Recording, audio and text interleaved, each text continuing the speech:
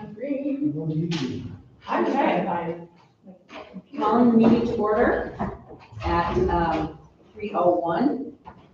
This is the WSC part of the meeting from 3 to 4, and from 4 to 5 will be WAC. Has everyone read the minutes, please? Anyone want to move approval? I move to Okay, second? Okay. All right. Having done that important piece of work, Amy, do you want to introduce at the beginning so no one knows? Oh, she's not here. Okay, forget that. We'll move along. I'm handing out the hot off the press, literally just copied it, job description for Jake that Cindy Falk sent me. And I also sent it to you. I also sent it to you on email. So you'll have it, you can read it over and not necessarily write down, and let me know what your thoughts are. We did have input into it, and you'll be able to see it under the heading of Watershed. Watershed leadership tasks, which wasn't in the first one, so give it a look-see and let us know. Okay, Amy, go ahead. Hi, everybody. I just wanted to introduce Victoria. I'm bringing her here today to give you an update on some of the things that we can see as we do your community finance, but also to get to know you all, because she soon will be joining me, and I have an announcement at the end of the meeting, and but she will be joining me for a little while, and then helping to continue that walkthrough. But Victoria, do you want to say hello and tell them who you are? Hi, I'm Victoria. What's your last name? Crowdy. Crowdy? Yeah. I am OCC field technician, so I spent this summer doing a lot of invasive species removals and doing culvert assessments around Otsego Lake and Canandaigua Lake. And the exciting news is that we are almost done assessing all of the culverts going into Canandaigua and Otsego. And so once we finish those, we'll hopefully move on to the butternut and reassess some of those culverts. And in addition, so as soon as the both sets are done, we'll be scheduling to put us on the agenda here to give a full evaluation of all the culvert assessments that happened for my community science team. Okay. And the one you did was which one already? We're almost done with Canandaigua and Otsego. And at the, yep, so they've been happening simultaneously. Yeah. Okay. Okay, well, great, good news, thank you very much. All right. Okay, public meeting, businesses and the lake homeowners. Any update on that yet? Jim and Amy? Yeah, I suggested to Amy that we, I put it on my calendar to talk in February. We're just not gonna get it done this year. Okay. We did reach out to Kath Harrington. Yes, exactly. She also, because we were trying to see if there's anything that she already had planned for business owners, in the off season that we could kind of piggyback on, and she did not. Her first event is not until spring. So she's absolutely willing to help out with any distribution of anything, and we can try to do some things digitally if we so choose. But both Jim and Cass thought it might behoove us to wait until people were a little bit more getting geared up. And for the lake owners, the lake, people land around the lake, you want to do that probably similar time next June or so? Okay, very good, thank you. Any update on the styrofoam? Yeah, we discussed that at the OLA board meeting. There's actually a lot of pushback on it for a couple of reasons. One is, if there's a vendor, we didn't want to get into the business of supporting a certain vendor to do the work, to give it to one party. We endorsed the idea in Kyoko. I can't remember if we're going to put something. I know you wrote a good article in the newsletter. There was another reason too. Oh, there's a state law that is going to ban open styrofoam, and it is in a pipe. So it may not be the best interest for homeowners to spend a lot of money if it is an expensive process to do it if they have to replace it with a rigid one in the future, so, but we don't know where that bill is at right now. Right, so, what I'll do is I can take a look at the bill, and also, it was not, so Jim, for clarification, we had a volunteer who offered to do the work. Not completely pro bono, but he didn't have the supplies. Just So, needed supply. and I don't, but I have no idea what it takes to wrap one of those puppies, I'm sure. it's Yeah, I not think easy. you were gonna get a estimate, right? I could not, If it's just money, you could probably come up with money. You know? I just love the way you say We that. want to support a business. No, this is just a local person who cares about the lake, and he volunteered to get in his kayak if he had to, and do it all by hand, so, But we also have a lot of questions, like, you're gonna have to take the start, how are you gonna get, exactly, how are you gonna get it out, you know, logistically, how are you gonna do it? So I guess we'd like to know more. If it involves a contribution, we probably do it. So I think what we talked about last time, and I know less about this than you know I'm saying. Folks talked last month about the fact that, dogs are out for the most part, or will be soon. It might be a good time to wrap them during this period of time before the snow flies. So I was thinking, I was understanding there was a time period here, but maybe not. I don't know the actual answer. Okay. So what I might do is ask Victoria, to take a look at what that might encompass. Okay. She's gonna never compensate to another meeting. Nope. But yeah, if we can get some information on that, then I can email the answer back to everybody. Okay, that would be great. I mean, if we can, great. If we can't, we can't. Right, and if nothing else, it's good to know that there is a bill in the pipeline. If nothing Yes. else, we have some advocacy avenues that maybe we can, I don't know if it helps, but it's working. Right. Jim, does So the that- fact that the lake is so low give people a chance to get at the edges of their docks in a way that they ordinarily wouldn't? Because the water would be up all against it. Because that's what I'm thinking, when I look at any of the docks. They're accessible right now in a way that they ordinarily wouldn't be. It may be a timing issue. again, don't know much about it.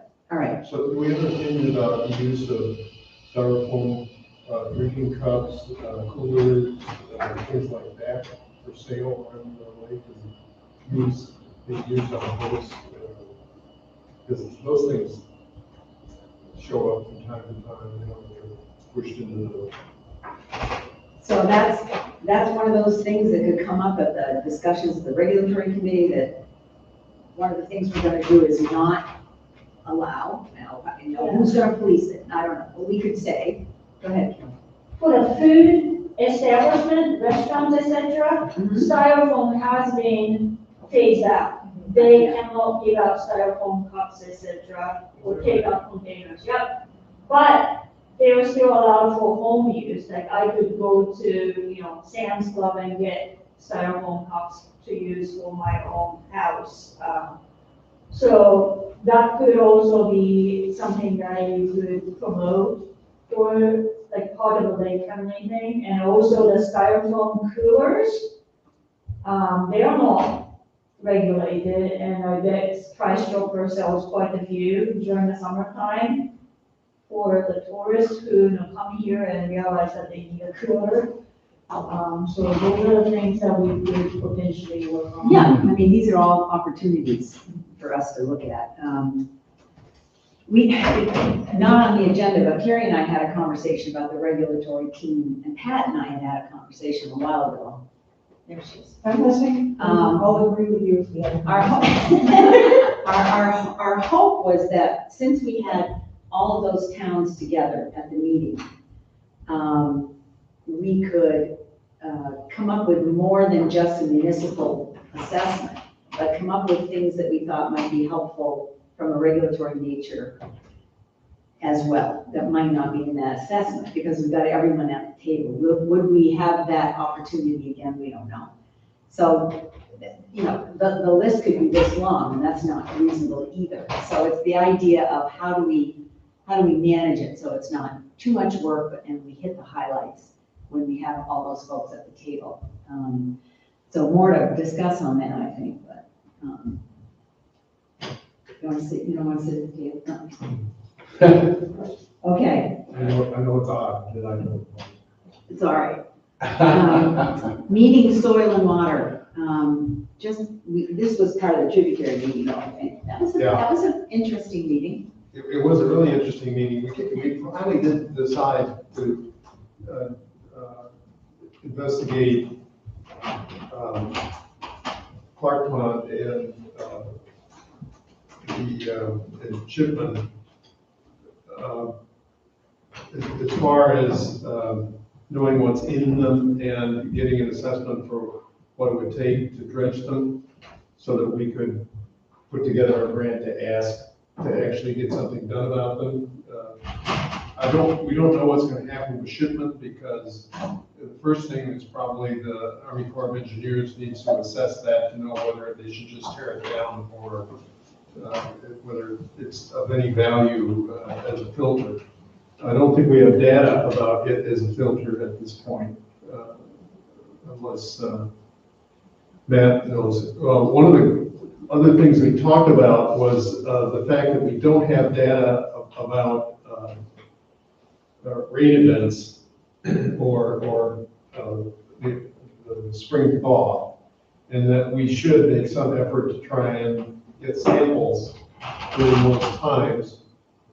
Matt was good enough to get me, and I think a couple of people got it, the code for the Mill Street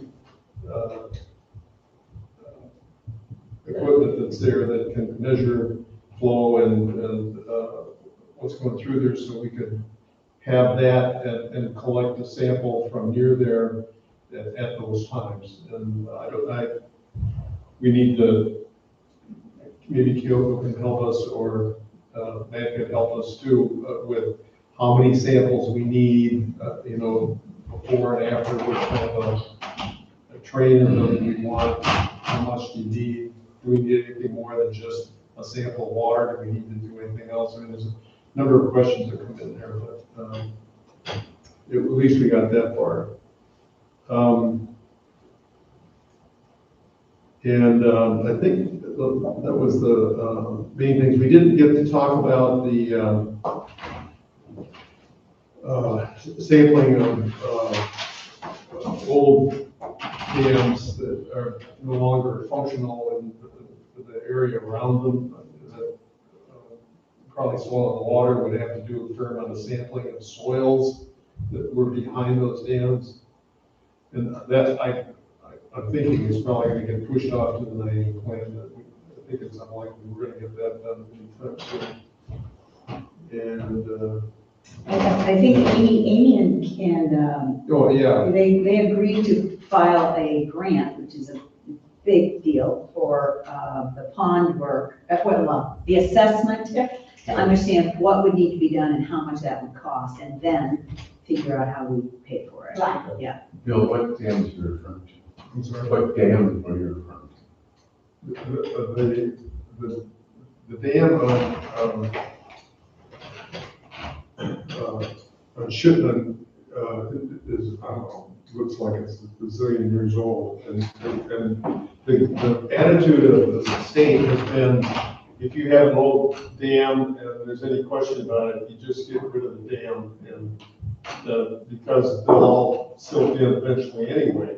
And so there's not any point in really trying to do that. The advantage of the Clark Pond Dam is that there's data showing that it acts as a significant filter of Cripple Creek, and so we already have that. The Shipment is on Hayes Creek, and I'll have to ask Matt whether he thinks that the data that we have in between, I think that one's been plugged up forever. I don't think there's data where it was functioning as a filter, and not now. I think it's just been full of gone forever.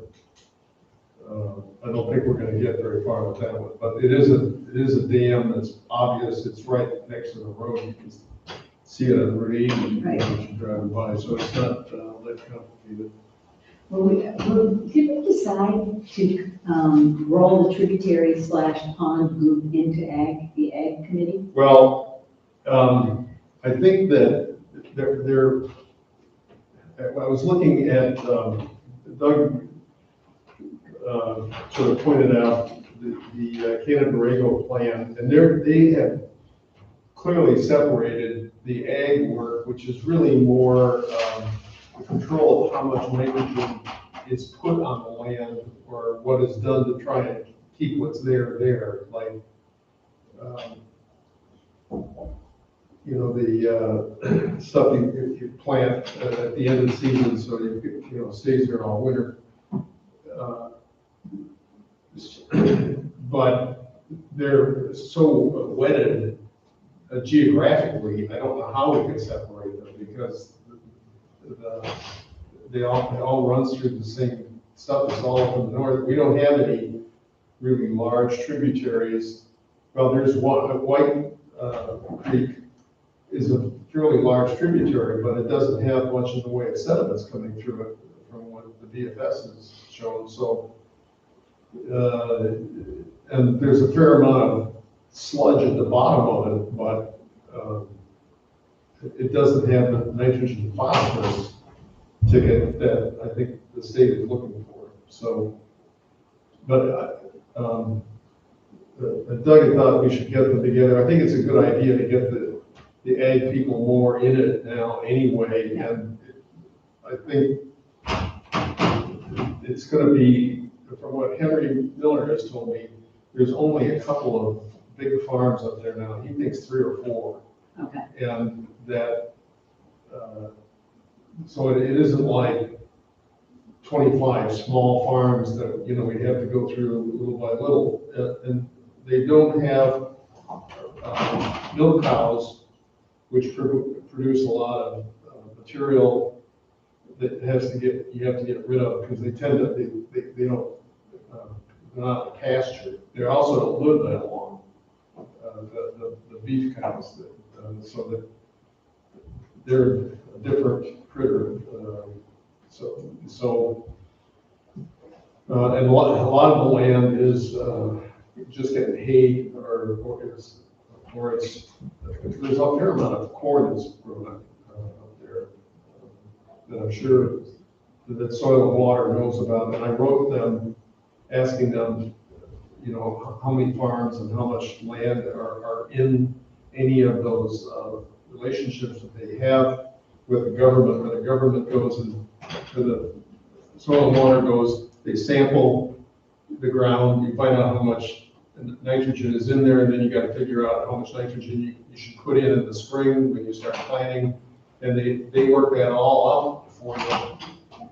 They're called nutrient management plans. Yeah. And I don't know how many there are involved in that. But the ag committee can do all this detailed work. Okay. And then the other thing we talked about, which you probably mentioned, is that there was a fairly spirited conversation about the tributary analysis, spirited on my part.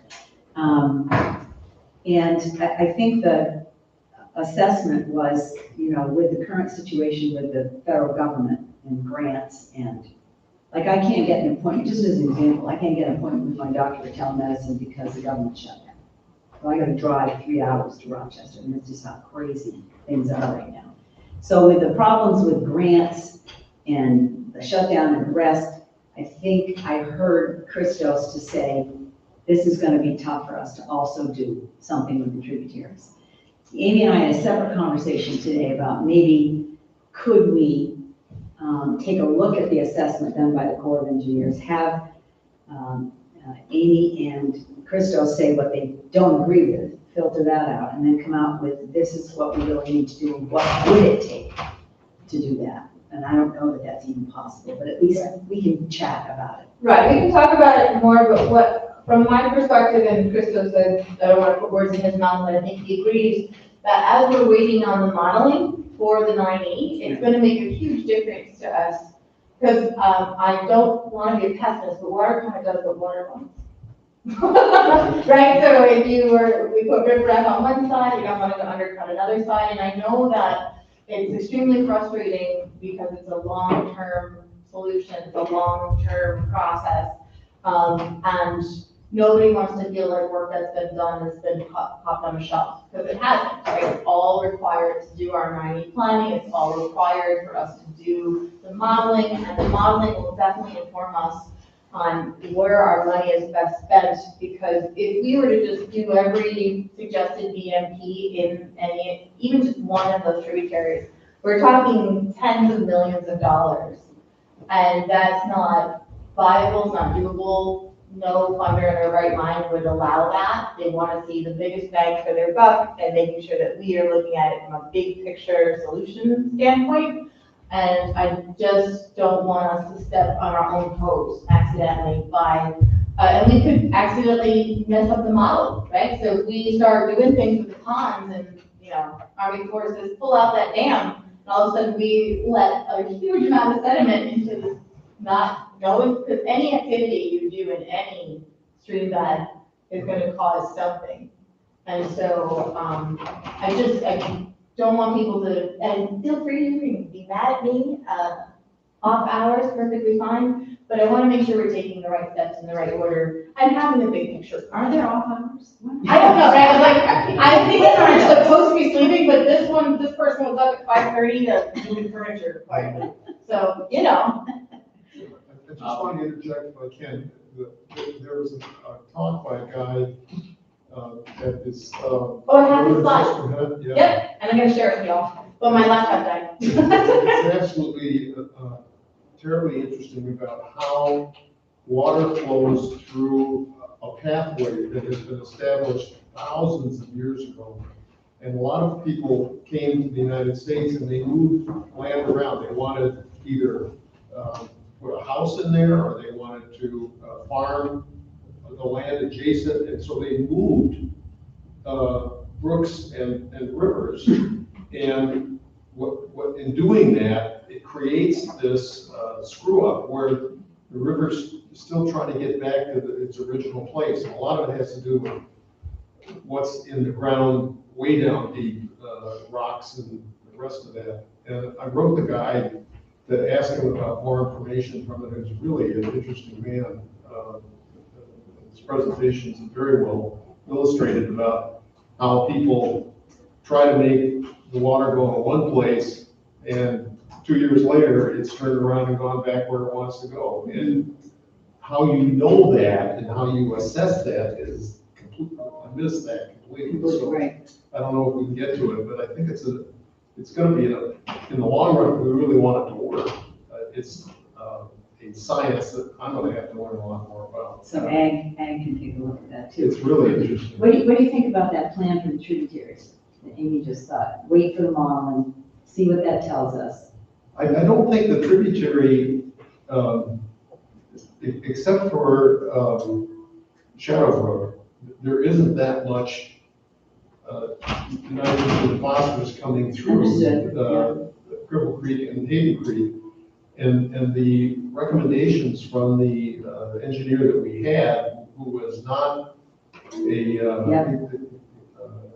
environmental engineer, probably if you're going to just put a lot of riprap someplace, you're just going to push the water somewhere else where it's going to do the same thing a year later. So, I don't think that's a bad idea at all, because we don't have a real eyesore anywhere that just has to be attacked. I think the Clark Pond looks like an opportunity to have something that we had been working in the past and is now not working so well that we can fix. But aside from that, I don't think there's. Okay. Doug, what do you think? I mean, the tributary assessment, as we pointed out, as a civil engineer, review. It's not, it's useful, but not, there's a bigger picture than that. And I think that waiting and getting land trust involved, getting soil and water involved, getting the USDA involved, and is to help identify what would be the best mitigation efforts and not just stream bank stabilization, but the upland issues. Makes sense. So I think that's, but that, I think what will be a challenge is given, as Bill pointed out, relatively few farms, relatively few dairy farms, relatively few tributaries of significance is coming up, and the fact that BMPs have been done in the past is coming up with significant mitigation efforts that we're going to do as part of the, so I sent you some information earlier today in regards to grants. Yeah. And you look at what the soil and water and, I mean, a lot of other counties are. Compared to other counties. Well, Otsego County isn't participating. And I think that's one of the main things that Maybe insight. municipalities should understand is that there is so much money being left on the table by Otsego County not participating in mitigation efforts. And it's not just the lake, it's, roadside maintenance, Yes. it's bridges, it's culverts, it's, farms. So on the tributary, it's not just the lake. So, Do we know why? huge opportunity. Why? Do we know why? I think Staffing? leadership. Because other places have more capacity? Hmm? Other places would have a different capacity. They may. It depends on the skill set of the team, right? So if our folks are super amazing out in the field, but maybe they're not grant writers or, one way or the other. And that is part of. Okay. Jake, you've got experience with Otsego County government, right? What is it, right? I do. Yes, I don't know anything about their grant writing. Or, yeah, but I mean, just in terms of the government and the leadership, I don't know anything about who runs the county or the philosophy or the strategy of how they approach it. How is it different? I mean, what Bertine is asking, how is this county different than Spencer County? If I had to guess, it's a lot of what Amy said. It's just like, if you have the right people in place and we get the ball rolling on that, then you know that those opportunities are there and you're gonna go for them over and over again. I mean, hopefully the end result of this is that we are eventually one of those communities and we're locked in. But I'm sure if you look statewide, there would be a lot of locations where they're. But somebody has to champion it. I guess the answer probably, you need somebody, a spokesperson, right? Somebody has to be like, I care about this, I'm getting it done. Well, it's the grant writer, and then, as Christos mentioned at the meeting, even if I write a grant, can I carry it out? Do I have the people, do I have the staff to actually carry it out? Sure. So I think it's all three of those things, but I hate to leave money on the table, I must say. Yeah, that's the reason that most of the money from the state for lake and watershed management go to places like Lake George that has Lake George Association with full staff of grant writers and scientists and, stuff like that. And it's the same for the Finger Lakes. Right. All right, I'm But conscious just of the bottom time. line on that, Bertine, is that there's a huge opportunity for this effort to address the lack of participation in those areas. So Yeah. Aren't we gonna have somebody from the county board here at 4:00? I don't know if they'll come, I hope so, you'll be here. Are you in the village or town? Isn't Meg Kennedy on the county board? She is on the county board, yeah, So perhaps this could come up during the discussion. okay, So just to interject real quick, so Florian is online Okay. with us. All right. Just so everybody's already is here. And I wanted to step back and point out that Matt did reach out to David Andrews at UFI in terms of the modeling stuff, and I'll be talking to him as well. So I think we'll have a better understanding from them, whether sort of operating sooner on some of these issues as possible without disrupting the modeling work. So I think we can get that resolved fairly easily, I think. And I also plan on talking to them about the storm event sampling. David didn't really answer that in the last email, but I'm gonna follow up with them about that. Thank you. Whether that's useful or whether they're kind of covered that, but they're. Yeah, I don't know all of the reasons, but I know that there are definitely, because that's when I got called into haul samples, was when there was storm events. So it was not planned per se, and they're like, can you run them to Syracuse? I'm like, yeah, sure. So I know we have at least some. All right, I'm conscious of the time here, so I want to make sure we move along, unless I always interrupt if you prefer. I forgot to ask you about the lake-friendly pledge, Jim. Oh, okay, I actually have good news on that. We put together a committee, a very good, two guys, Stephen Phillips, Wayne Bunn. Oh. They've completely rewritten it. I'll probably have it to everybody here Friday. I want to make sure our board approves it. But it's really, it is 90% different wording than the Canada-Rigo Lake Pledge. Matter of fact, the title is The Pledge to Keep Otsego Lake Healthy.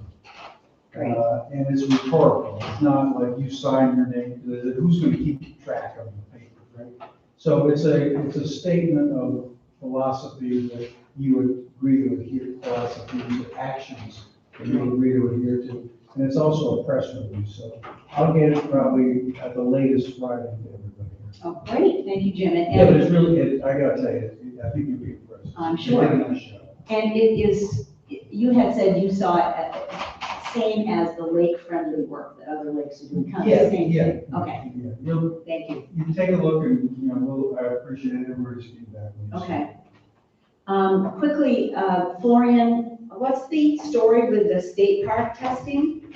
Matt, with you and Matt, we're gonna talk about that area on the lake that had a little bit of an odor and.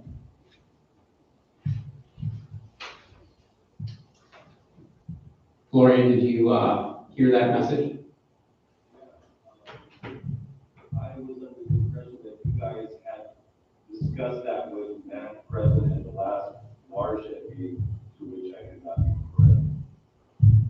No, we're not, we're just volunteers here. I think, my understanding was that, go ahead. Well, that Matt was going to ask the questions within his department, maybe getting through to specific people, and then report back to us. Okay. And or report back to Florian and us. All right, shall I contact him, Florian, or? No, I'll either do it or have my Matt contact that Matt. Okay, thanks very much, Florian, I appreciate that. You're welcome. Yep. BMP list, this is just for my clarification. So this is like the most important, very important thing, best management practices. And we've been trying to find them. Doug's been doing a good job of trying to find them. That list, along with the new lists, as we look at the data that comes in with the characterization plan, modeling, et cetera, will be in the 90 plan. Is that a fair assumption? Anybody know?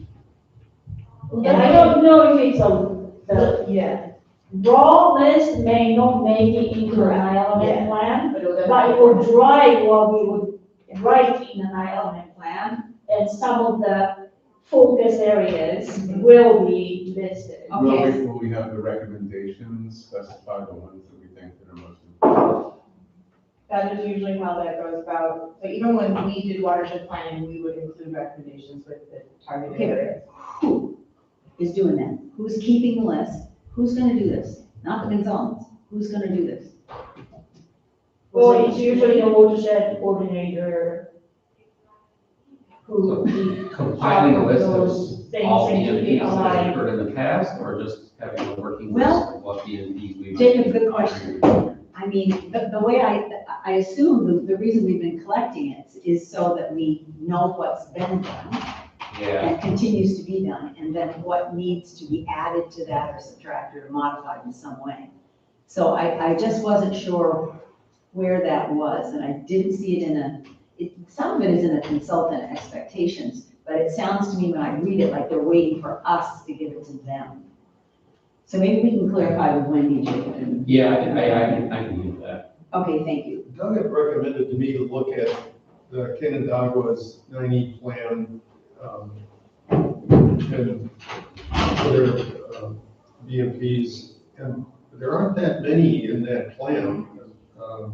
They're pretty straightforward about what you need to do with specific problems that they brought up. And I mean, he said, you know, you can just focus on that in that part of the 90 plan, pages 58 through 105. But actually, I'm just kidding. But Yeah. it does, they get used over and over again, and they're not that unfamiliar with what we already know. I don't think it's, I mean, getting the list of them is important, and getting them in the right place where that'll really affect that problem that we're talking about is important, obviously. But looking at that, it didn't seem so overwhelming as it has before, where you don't know what they are. Right. At least there's some of it. And there's some language in the 90 plans that say these BMPs are done in this municipality and this one, but not in this one for that one. Right. So there is no requirement of uniformity, it's aspirational. Okay, But Bertina, the list of BMPs that we have to date is fairly comprehensive. That was provided by Cassandra. Yeah. And the only thing missing from the historic record is the NCRS. USDA piece. Staff issue, yeah. Okay, all right, thank you, Jacob. We'll be able to clarify that. I couldn't understand exactly who owned it and how we went about that. There is an Ashley Stay Free, and Amy's in on this meeting too, on 10/20, to talk about ways in which that group can help us. Maybe an assessment of the dam, maybe they can help with some of these pond and tributary things. So I'll report back after that meeting. If anyone wants to join it, let me know. Florian, the silt and sand testing for toxins, any news on that?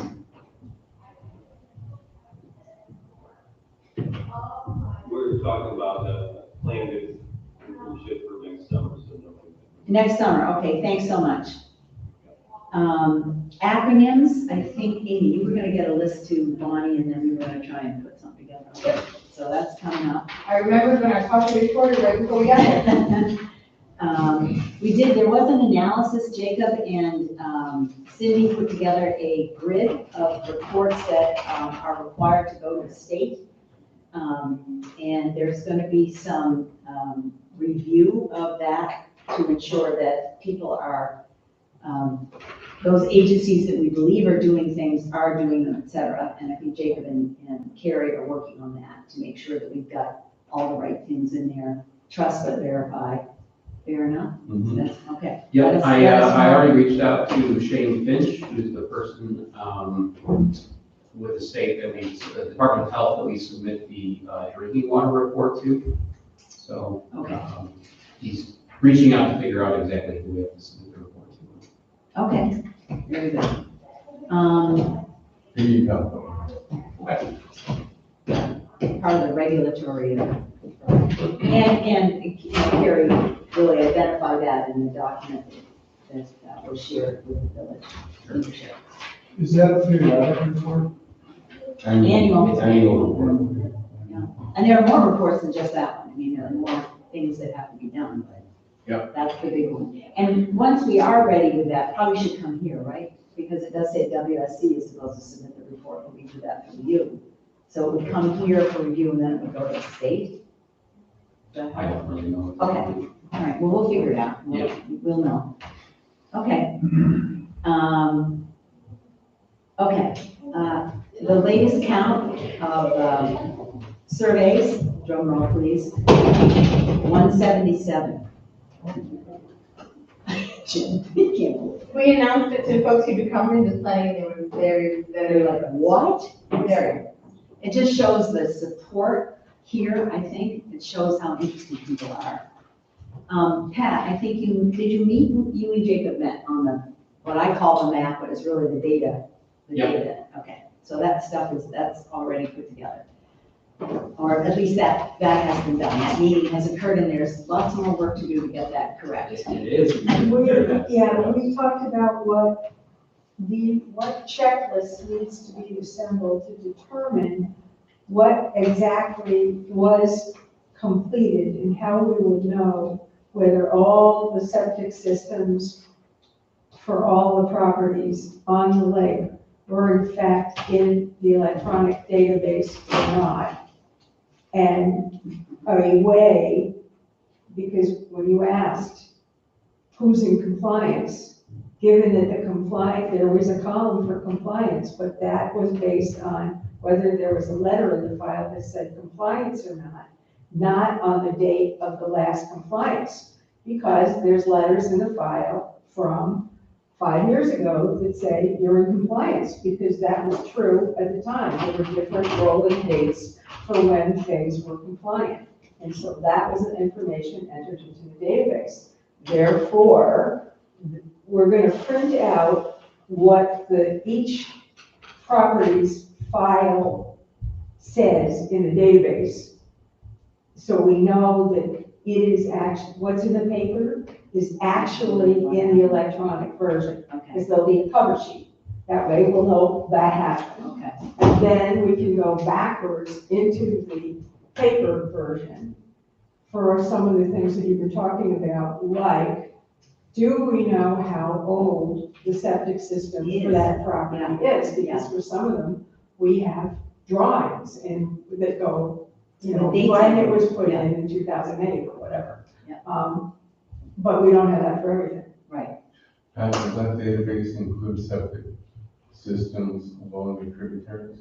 No, So how, do we have a program to start to identify those? we would have to start from scratch to do that. And the way to do it is to take all the parcels that are by parcel number and then street address, and then start from there by writing a letter and asking for an inspection.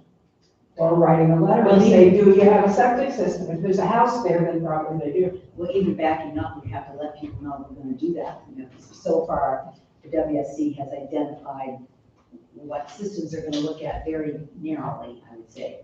And we probably need to expand it. But so suffice to say that I had thought that the interns had sort of gotten it up to date, but alas, more work to. Well, they put in, What they we saw. believe they got to the end of the paper files. Okay. But we did not have a way to absolutely check that without taking the row, printing it out, putting it with the paper file, because toward the end of their work in May of last year, you may or may not recall that boxes were all over the place in Al's office and being moved. And in the spring of last year, there were inspections going on, so therefore a box might have been moved of things that were being inspected that interns for working in a different room might not have gotten the box. Okay. As far as Got it. I knew and Kyoko and Lauren knew, they got them all, but we don't know that for sure. Okay. And to the question of inspections on the tributaries, Al has said he never did them. See, what. And I didn't know that he never did them, because he never said, I don't do them. This is not bringing up to date, to change the scope. It's a whole new. Yeah, that's a whole other thing, but you Which is can, good, we can open up the GIS map. We can look at everything that fits within that 100, very easy, and I think Jacob could do it, and so can I. Every parcel is within 100 feet on either side, get the parcel number, click on the GIS thing, then we know what the property is and whether it has a house on it or not. Okay. And if it does, it better have a septic system. So our next meeting, the first meeting of every month is supposed to be focused on septic. So what if we, at the next meeting, not any document or anything, but let's really spend some time talking about where we are and where we need to be, so that we understand, you know, what the work looks like as far as we know it so far, which will be not everything because you're just brand spanking new. So, but let's spend some time next meeting understanding. To be clear, my understanding is that everything was entered, and Chris has sort of a separate stack of paperwork that he didn't want to add into the files in case, you know, it was now not up to date in the database. So it's not a huge amount of stuff. Okay. It's like more recent things that need to be added to individual files. I'm not really planning on doing the cover sheet thing anytime soon, Yeah. just because that'll be too time consuming. And my priority right now in the fall, what remains in the fall, is to get out of the field with Al and actually do some assessments, just so I have some experience on my belt, because right now I have none. Zero, right. And then I think from there, the prospect is to identify for next year how much of the list we can get through and prioritize from the least compliant or most out of date to the more recent things. Well, and we probably need to add in the tributaries. You know, if we haven't been doing septic assessments that fit the distance that's in the law, then we should add that to our work. Yeah, I'm seeing Trevor next week for a different reason, and I can ask him to give me that list. Okay. That would be good. And I guess I would say we got a lot of work out of those interviews. No doubt. And Yeah. it might be worth, it's already too far into the fall semester, but it might be worth seeking interns for the spring. Maybe not, these were all kids that were in the GIS program, because that's where Right. Kevin came from, and that's what we were looking for. But any geography student, you know, basically it doesn't have to be GIS oriented, it could be data entry, it could be history, it could be geography, it could be anything. But then we have to find the money, and remember, the money we used came from the money that we were paying. Yep, so Understood. she gave it up. Okay, more to follow on that at the next meeting then. Just want to update you, WQCC is meeting on 10/23 on Zoom. You all have a copy of the quack that was done, so that's done. The Binghamton Conference, I wish you could call that something different, it's such an awful name. oh, I'm sorry, I'm sorry, that's so terrible. the fancy acronym No, conference. no, Are you gonna go with that? It's just so awful. There's so many. I mean, it's terrible. The ever since we had Watershed Forum? I guess, That was happened. that When Binghamton? Bill and I were, yeah, Oh, how was that? What was that? it was very good, yeah. Any news that we should know about? Well, there is, so the research that I was talking about is exactly who Bill was talking about. So very interesting research on, because it's been in the conservation world, doing stream bank stabilizations and different kinds of in-stream work has been under scrutiny for a while. And so the research, I cannot remember his name right now, but okay. Right, very nice gentleman, who we both forgot his name probably. But his work is on rewilding of streams, like I was talking about, and it's very interesting. I have all the slides, I'll put them in the Google Drive, and I'll send a Google Drive link with all the things I said I would send you. Okay, wonderful, thank you. All right. Amy, we're close to the end of the meeting. Do you want some time? If that's okay. That's fine. All right. So some of you may know, some of you may not. I have been preparing to step back at OCCA. What that means is at the end of this year, so December 31st, I will no longer be the executive director of OCCA. I still hope to work with OCCA in the background as their capacity building person. But the reason I'm doing that, not only because of shingles, no, I'm just kidding. The reason I'm doing that is I'm actually working with a few different folks throughout the community in Otsego County to get a new entity off the ground called the Community Capacity Initiative to do exactly what we're talking about here. There's too much money being left on the table. There are too many organizations, municipalities, school districts, folks who just do not have the capacity to be able to leverage a lot of the things that are happening in the community and are available through the state and through a private foundation. So with this group, we are looking to work with underserved or underfunded municipalities, nonprofits, groups that traditionally do not have a full separate entity, right? So like the model actually came from our NIFWIC grant that we joined this crew with, so helping OLA and Candarego and Butternut Valley. We want to do that same kind of work for not just environment. So we will still, obviously, I have a focal point in environment, so I'll be available for grant writing purposes, and we are also looking at getting our own funding. That's why we're going in as a nonprofit, not as a private corporation, so that we can offer those services to help build capacity for organizations who can't afford it. Because if a lot of organizations had the funds to hire a grant writer, they probably would. Yeah. But if they don't, they can't. So that is what I'll be doing, which means I will still be around town, probably pestering all of you more often than I do already. Seeing you at the gym, like bothering you. But it's really about building capacity for the community at large, trying to help any org that we possibly can, and collaborative opportunities. Like we, as you know, funders like collaboration. They like groups like the WSC. They like to hear us working together. And my brain sort of naturally likes to bring people together. So I might as well use my matchmaking skills for good. And I've got at least 2 marriages under my belt for friends that I thought would be good hiking partners, and apparently they're more than good hiking partners. But that's what I'll be doing, and so I will miss my day-to-day as the ED at OCCA. And our game plan right now is, you know, for good fiduciary responsibility, we are doing a full search, but Shelby will be stepping in interim on January 1. And that is also part of the reason Victoria is here today, because we do not want to have any break in our working with you guys. So she will still be the liaison for OCCA, and she'll also have my personal number, so she's like, hey, they need a grant for this. I will still be around. So Will Shelby be coming?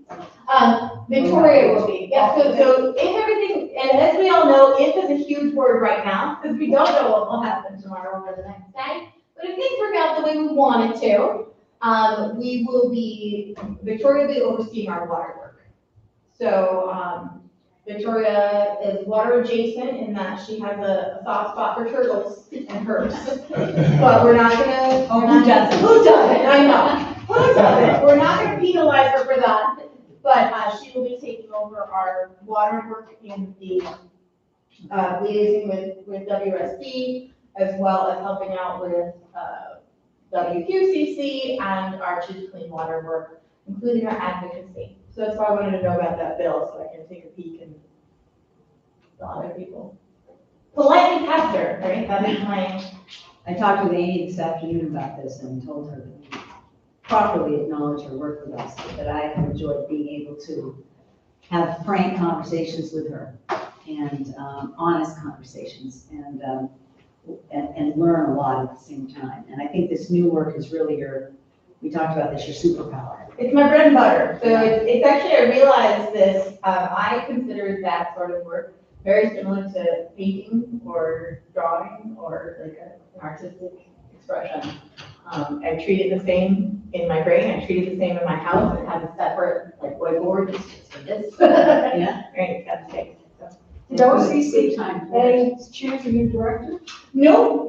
So we'll be doing a full search. Our committee is together, so our search committee is together, and they are reviewing the job description now. I'm basically telling partners, and I just realized it's a public meeting, so. The world knows. Information, guys.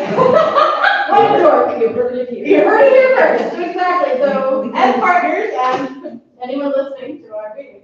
Yeah, Along those lines, Florian is my free account just ended, but he is still on the YouTube feed, and he just said, please relay my gratitude on behalf of the field station for years of service under OCCDH. Thank you.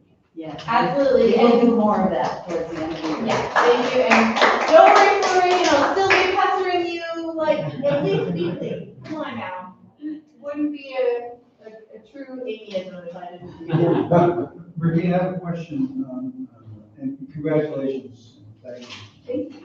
Virginia, I have a question on transition. So has the mayor chosen a new Cooperstown representative for the WFC? I don't know, she's just, hey, we haven't quite started yet, but please come in. I don't know, I will check again. Anything you know about it? No. She just got home from a vacation, so I'll check in again. Pat might have some. No, I don't. I don't. Not in that question. Well, Pat lives, all I'm gonna say is Pat is a village resident, and she is more than. She doesn't want to do it. I just, She can't. I can't. It's fine, Pat. I No, said no is an answer, a Thank full you. sentence. I have my just say no t-shirt on. Good. You can't see it, it's under my undershirt. Tonight at the town hall, some of you I sent direct invitations to, if you were living, especially in the town of Otsego. Our road crew is actually going to do a presentation themselves of what they do. And we've gotten a lot of questions. Bill sent me one already. Because I figured as my Springfield buddy, he would want to have one. But they're going to be talking about what they do, a little bit about how they do it, open the floor up for somewhat live answers, but also written answers too, that will get back to people. People interested in the lake have asked a lot about things like ditching and sand and dirt and all of that. Those two categories are not an easy to answer one night thing, but I think what we're gonna do is turn that into a presentation alone during winter or in spring. Oh, great. Because there's this is why you're getting sand and dirt in it, Yeah. answer. I would love. On your road We can't this go this week. one, but I'd love to go to the next. Yeah, so All right. I will make sure that goes to the next one. Thank you. 7 if you're interested. All right. WAC is at, is at 4 o'clock, which is 2 minutes away. Got 2 minutes. Plenty of time to set up the next meeting. Thank you. WSC is now concluded. We will now have the Watershed Advisory Council. Get the letter or? Yes.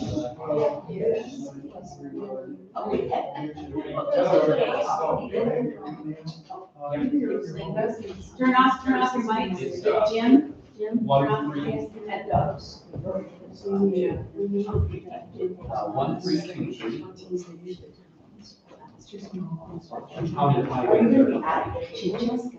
No, yeah, we're putting the two against the wall. So that there's no- I can make sure. That's gonna be going off my laptop.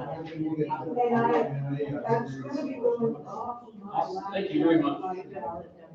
So Okay, you have to find out. Yeah.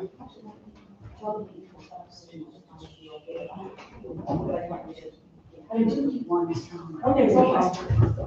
Oh,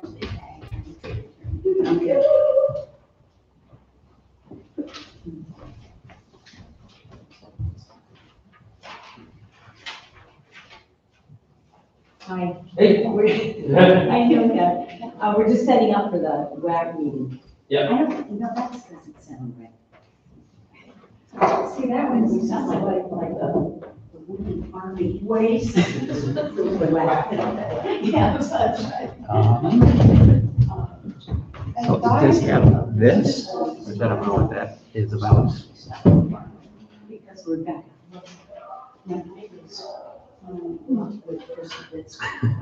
I would just Right. end it. That one of his former committee members or supporters is here in town and working with him.